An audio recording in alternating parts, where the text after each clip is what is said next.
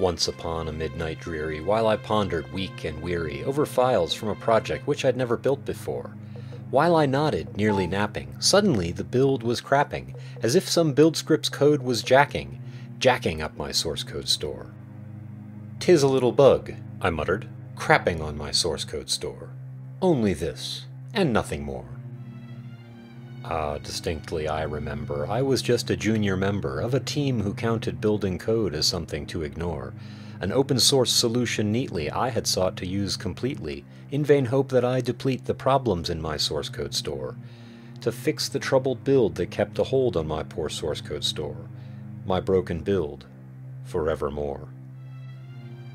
And the sullen, sad surrender of my servers to the end of days when code would build had lent me terrors never felt before, so that now, to still the beating of my heart, I stood repeating, "'Tis some little bug entreating entrance to my source code store. Some little bug entreating entrance to my source code store. Only this, and nothing more." Presently I took to guessing how my build script might be messing up the build I thought should work as in the days of yore.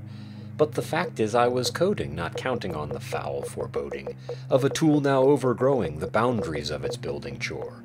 It made its mark upon my code beyond its humble building chore. It owned my build, still wanting more. Deep into the palm file peering, long I stood there, wondering, fearing, doubting, dreaming dreams no coder ever dared to dream before. But the silence was unbroken, the error message gave no token, and my greatest fear unspoken was if again I'd have control. Could I again believe myself to be the one who had control? To own my build, and nothing more? Back unto my laptop turning, all my soul within me burning, soon again the build was crapping somewhat harder than before. "Surely," said I, "surely that is what happens when a dependency graph is stretched until the length of path is beyond what man has seen before. Let me see what jars are needed, and their dependencies explore. 'Tis just the jars, and nothing more."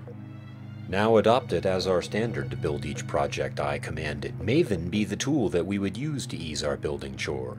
Straightway it took to forcing us to follow, not endorsing, its coerced opinions now divorcing sense from all my source code store.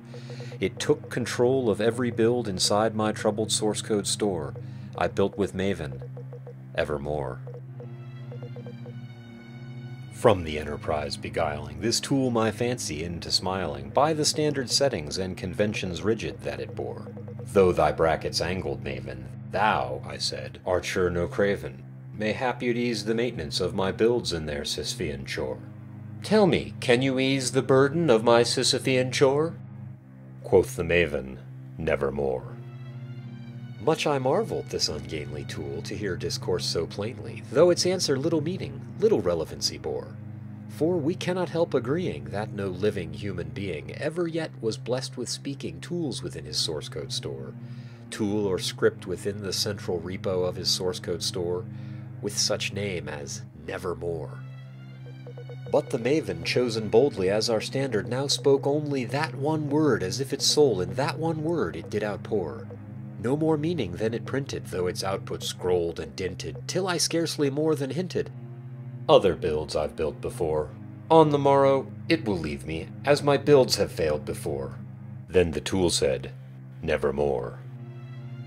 Startled at the stillness broken by reply so aptly spoken, "Doubtless," said I, "what it utters is its only stock and store, written by a tortured coder whose melancholy's only token left both code and coder broken till his tool one burden bore, till the dirges of his hope that melancholy burden bore, of nevermore."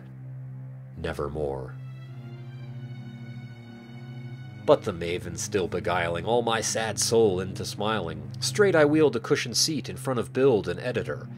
Then upon the vinyl sinking, I betook myself to linking fancy unto fancy, thinking what this ominous tool of yore, what this grim, ungainly, ghastly, gaunt, and ominous tool of yore meant in croaking "Nevermore."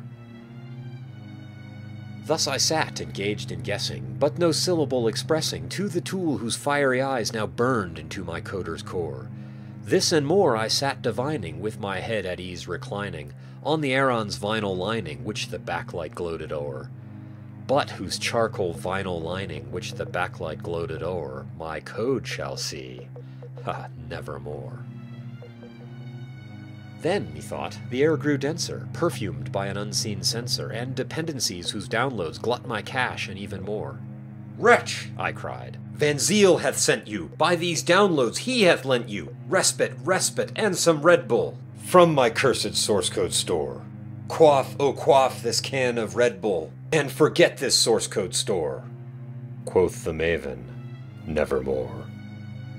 "Prophet," said I, "thing of evil, prophet still, build tool or devil, whether useful tool or whether bane of every coder on this floor, desolate yet all undaunted, on this codebase yet enchanted, on this build by horror haunted, tell me truly, I implore, is there a tool that would not own me? Tell me, I implore."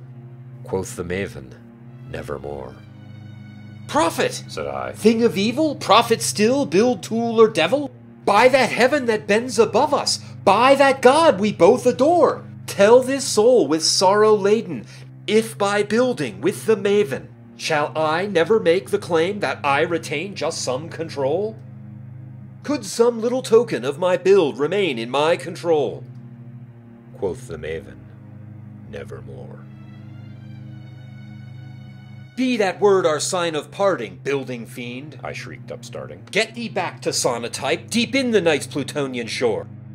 Leave no jar file as a token of that lie thy soul hath spoken.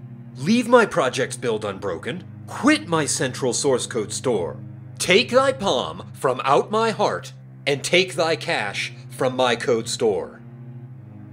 Quoth the Maven, "Nevermore."